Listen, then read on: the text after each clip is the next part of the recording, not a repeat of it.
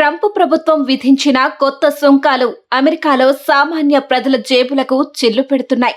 ఈ నిర్ణయం వల్ల ఒక్కో అమెరికన్ కుటుంబంపై ఏటా సగటున $2,400 అదనపు భారం పడనుందని ఆర్థిక నిపుణులు హెచ్చరిస్తున్నారు.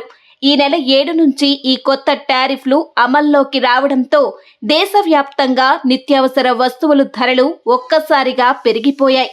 ఇప్పటికే మార్కెట్లో స్పష్టంగా కనిపిస్తోంది. వాల్మార్ట్, అమెజాన్ వంటి ప్రఖ్యాత రిటైల్ దుకాణాల్లో వస్తువుల ధరలు అమాంతం పెరిగాయి. పాత ధరల స్టిక్కర్లపైనే కొత్త ధరల స్టిక్కర్లను అతికించి అమ్ముతున్నారు. మెర్సిడెస్ చాండ్లర్ అనే మహిళ వాల్మార్ట్లో పెరిగిన ధరల గురించి సోషల్ మీడియాలో పోస్ట్ చేయడంతో ఈ విషయం వైరల్గా మారింది. ఒక కోటు ధర $6.98 నుంచి $10.98, బ్యాక్ ప్యాక్ ధర $19.97 నుంచి $24.97 పెరిగిందని ఆమె తన పోస్టులో పేర్కొన్నారు.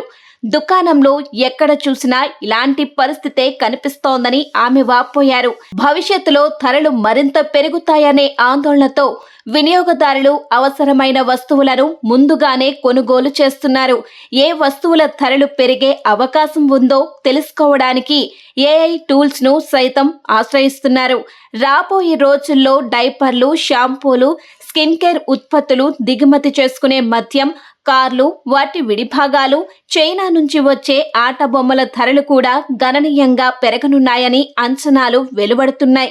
సగటున ఈ బాదుడు 35% వరకు ఉండవచ్చని నిపుణులు చెబుతున్నారు. ఈ సుంకాల పెరుగుదల నేపథ్యంలో అమెజాన్, వాల్మార్ట్ వంటి దిగ్గజ సంస్థలు తమ దిగుమతులను తాత్కాలికంగా నిలిపివేశాయి. ప్రస్తుతానికి సరుకులను పంపవద్దని ఎగుమతిదారులకు సూచించినట్టు సమాచారం. దుస్తులు, టాయిలెట్ పేపర్ల నుంచి టూత్ పేస్ట్, డిటర్జెంట్ల వరకు అనేక వస్తువుల ధరలు ఇప్పటికే పెరిగాయి.